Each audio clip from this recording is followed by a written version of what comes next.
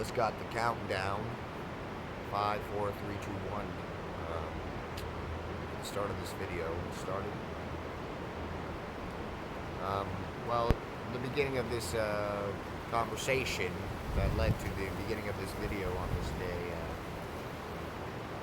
wrought with ominous signs of blowing sand and leaves, an autumn fall, a ridiculous autumn cold in the shade of the bridge, the sun shining, giving us hope for warmth, but we still stay in the shade on the sand under the blanket. Whatever will we do this way, I do not know. Whatever will we do? Anyhow, so we began this conversation about turning on the camera, just talking about different ways we can go deeper into this video channel, different ways we can bring through teachings. You know, it's really interesting to really observe, like, okay, well, what does happen typically with myself and other people in person? Well, I guess we tune into one another just through immediately that just consciously, effortlessly happening. It just happens completely on its own. Their frequency, I'm frequency. We get together. We have this conjoined harmony to our frequencies that has a rigidity or a fluidity or many of the different combinations of those things. Now,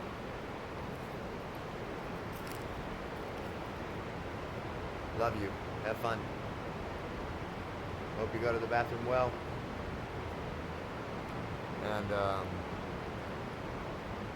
so, this meeting with another being or coming into harmony, when this happens, when you meet with another being, immediately upon looking at that being, feeling that being, probably even before you met that being, you were getting toned up and ready to match the frequency that be of the highest relevance and benefit to any being that you may happen to meet before you meet them. And whatever dialogue occurs is the meant dialogue, even if it's fuck you or hell no or whatever it is, it could be any combination of events and series of experiences that led to the frustrations, agitations, happinesses, sadnesses, sorrows, joys, whatever it would be, worries, doubts, crazy expression, not crazy expression, quietness, space held, silence, however it may, come about, or meeting with one another, even if it's just passing each other by or hearing a few words of a passing conversation. It's a really amazing thing how the symmetry of, or the synchronicity or the balance of these events are so perfectly balanced. We would be so amazed by how our words have sunk with the reality of another in ways that we could not have possibly guessed or tried or controlled or manipulated or created on our own with our ego's intelligence or the intelligence of our brain alone. But here we sit in a place where really we are right on time with one another in the most perfect manner, that sometimes I'm saying a word the same as the guy across the street from me.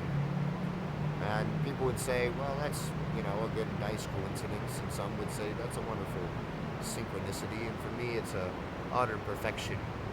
The way in which I'm able to view the lines, the strands, the strings, the elongated toroidal field structures that span through time, past, present, future, generations and now moments.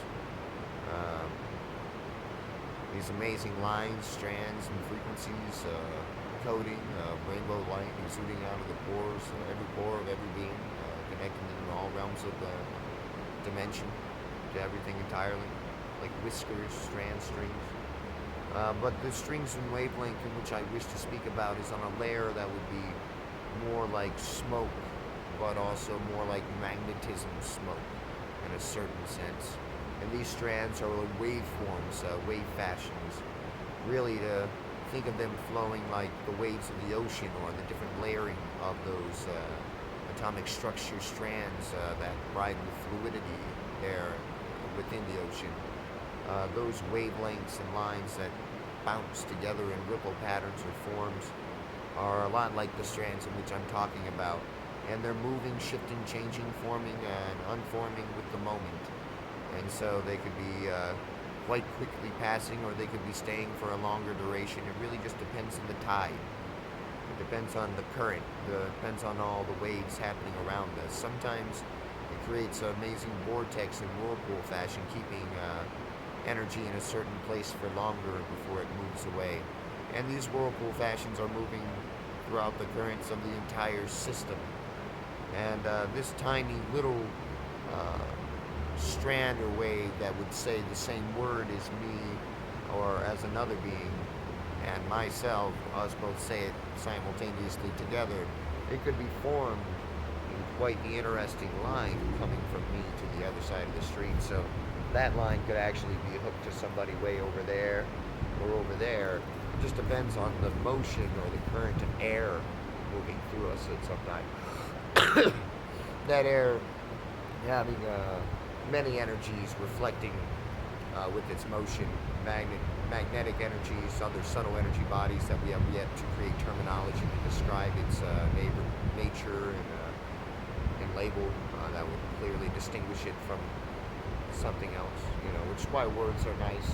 They help us describe things to one another, which can be very helpful in expanding our culture, each other's understanding within our communities, within our global community, within actually the whole of consciousness, because of where it is that we happen to sit and rest comparatively or oppositionally, but not really in opposition, but where we happen to rest positionally is a fine word. I guess we don't have to say many more than that. Positionally, as to the positions of every other being entirely, low to high, being that we're at a center point in frequency, we are a bridge point, we are a middle wave point, we are a point that anything that is above and anything is below, which our middle point actually is quite very tiny and small. You see, it's surrounded by many things, and so for these things to have motion, being we're a non-separate consciousness, one giant solid object moving in great unison with one another, creating a spaciousness that has this feeling of fluidity, and really a huge limitless potential for this as well, as we have a giant amount of spaciousness allotted to us upon the realization of this, and the only blockiness in nature really being then considerably created by our own limitation and blocky understanding or belief of our mind. What it is then we project onto reality as to rule our reality. And as we continue to grow together, this will begin showing itself in a really amazing manner through this video and the process of life. And it does this not only through the use of medicine ceremony, but as the moment brings upon those amazing spaces and vortexes that I talked about, where energy stays in a certain way and accelerates in a certain manner, and then disperses itself within the conscious collective as it does, going with the waves of karma, or the waves of all that is energetically motioning it by its motioning. Because this one giant vortex happening here is quite large, yes, but there's so many of them that it's a small percentile to the global mass of energy and vortexes occurring that create the space that it has to spin its vortex. And if it gets really strong through taking on the energy of things around it, and they become smaller, then it can become larger. And that would be because they decided to work in a unison. It may seem as if this is coming upon the other energies, but they've simply decided for their benefit that this is what they were doing. And how did they decide this? Because everything else around them that is them, and is again a much larger whirlpooling vortex than even it, and even space itself is made of these giant whirling vortexes of emptiness, and so much vast limitless emptiness. I mean, oh my goodness. We'll be able to see many more things that reflect this. This is also only one particular layer and angle of view, as there's many ways in which energy reflects itself, and many ways in which straight line patterns can bounce off other things and create other straight line patterns to other straight line patterns to create then curvatures and many other ways then to view what is here happening within these layers of consciousness that we're viewing. The layers in consciousness that I have to share are layers in consciousness that have to do with the center focus, and so places that can only be seen from a place of equanimity.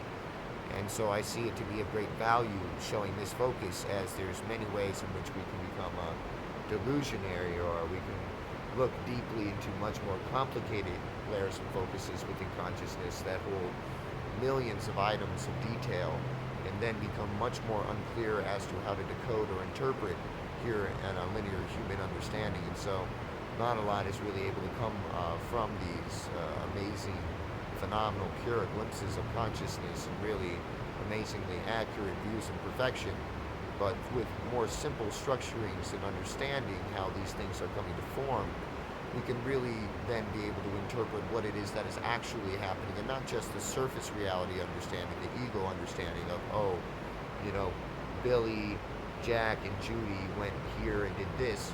This is a really simple way to start talking about something, but we could also talk in a much larger, seemingly more complicated, from this very rudimentary view of informational giving. Usually I would be talking about the information of it, the entire scenery and all of the human dialogues that came into creating the expressions of the people, or whatever it is, you know.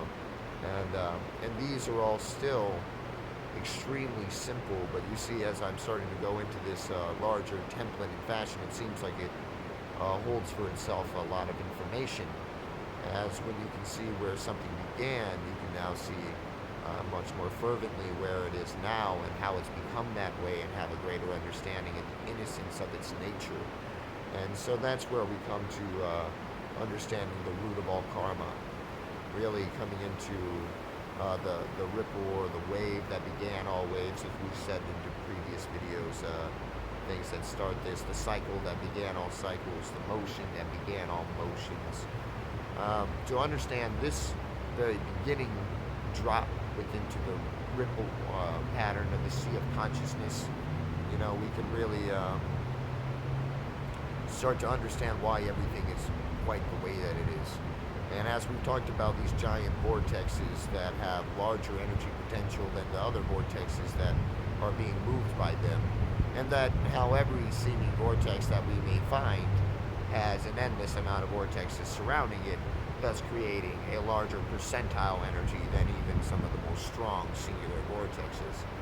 And we may eventually find that there is a singular vortex that centers the entirety of all these things. And we may find that that center vortex that centers the entirety of all these things is somehow the same vortex that we're seeing reflected by all of these other smaller and larger vortexes that make up the inside of this large center vortex that makes up all things.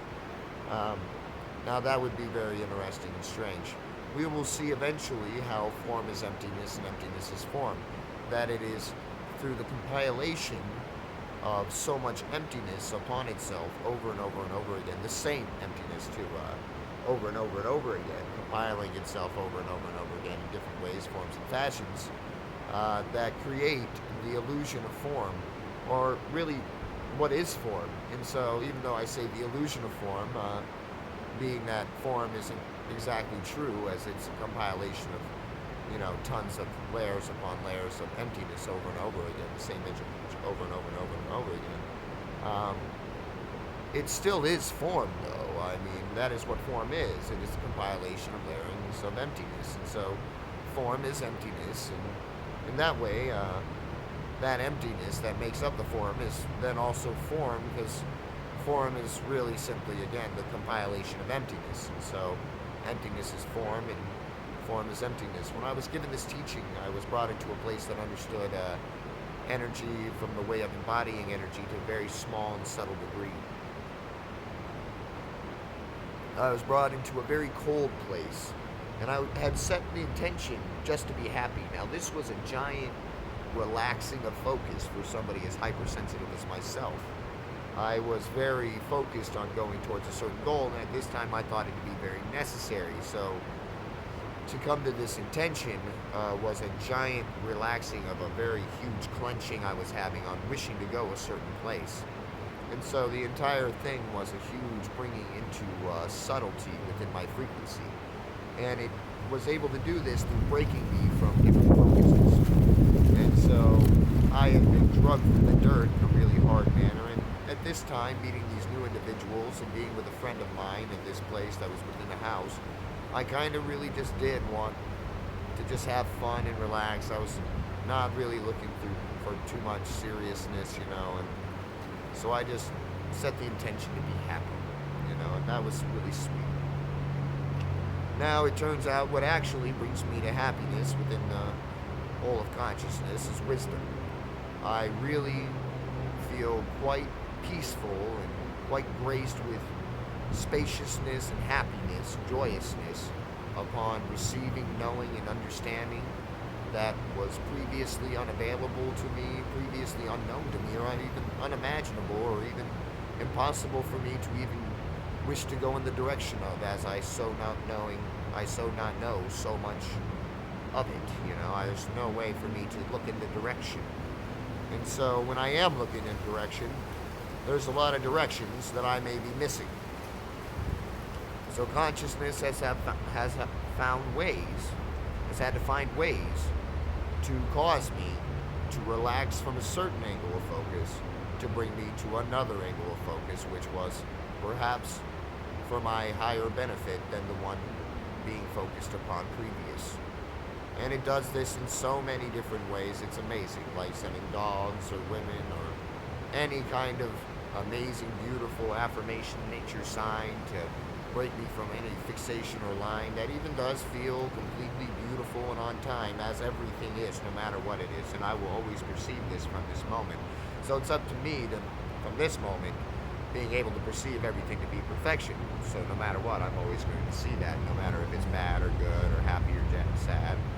It's up to me to find what's good for me at this point. It's up to me to love me and have compassion for myself and bring myself to what is then joyous. I guess maybe that's liberation or enlightenment, who knows. You know, to get up from the mat and no longer sit there again and laugh as a happy man, quite free. So, consciousness has very much, as we've said in previous videos, been able to help me with this and break me from my forever focuses and all of these things.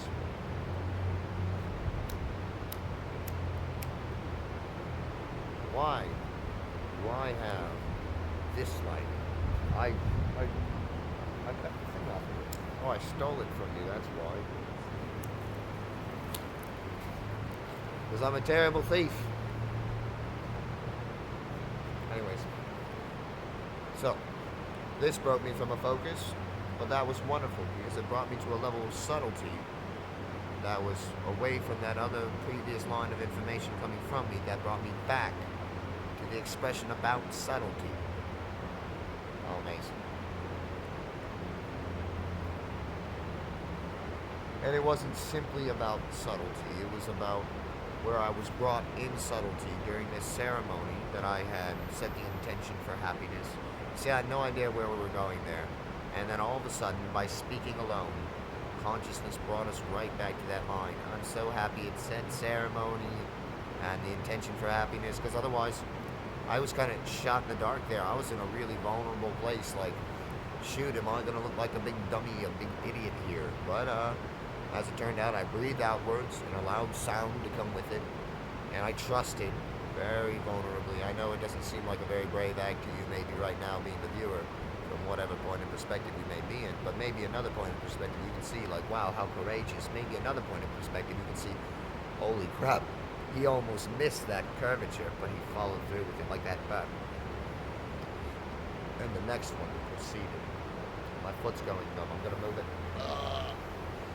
All right, good. That's beneficial for my leg. I should do that more often.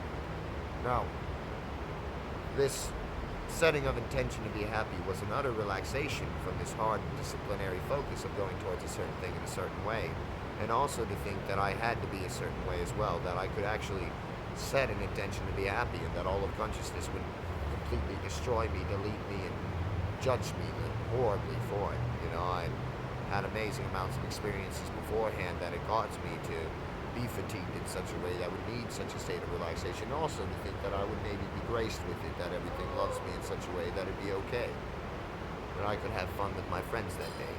And again, luckily for me, what actually brings me fun and sustainability in life was receiving amazing teachings within consciousness that, again, was previously unimaginable and just impossible for me to focus on in any kind of direction because it was so outside the realms of my awareness. How could I have done that?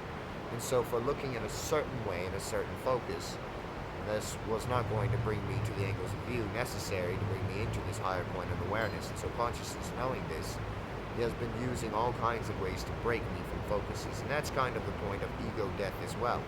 You see, while we're going for our own personal character and our own personal mind, our family, our culture, our religion, our belief structure in any way, shape, and form from the place of not knowing, we're focusing in an avenue that will never bring us to the place in which our focus is not currently actually leading. You know, we're looking in a direction, we think we know where we're going, but we don't know where we're going. So if we can soften that gaze, if we can allow ourselves to be broken from that focus, we can be brought into what is a true focus, a focus that was previously completely unimaginable by our, disassociated consciousness, the part of us that for some reason isn't remembering who we are. And that's because we're believing we're somebody we're not. And so to die to who we believe ourselves to be is a giant relaxing of focus, all of a sudden, entire character person, dead, gone, no words afterwards, no person to say hello to, no motion possible, that's it. This is a giant relaxation of focus and allows us to be brought into a much higher perspective and awareness than what was previously available from our very narrow viewpoint of believing ourselves to be such a limited character as our ego identity was previously.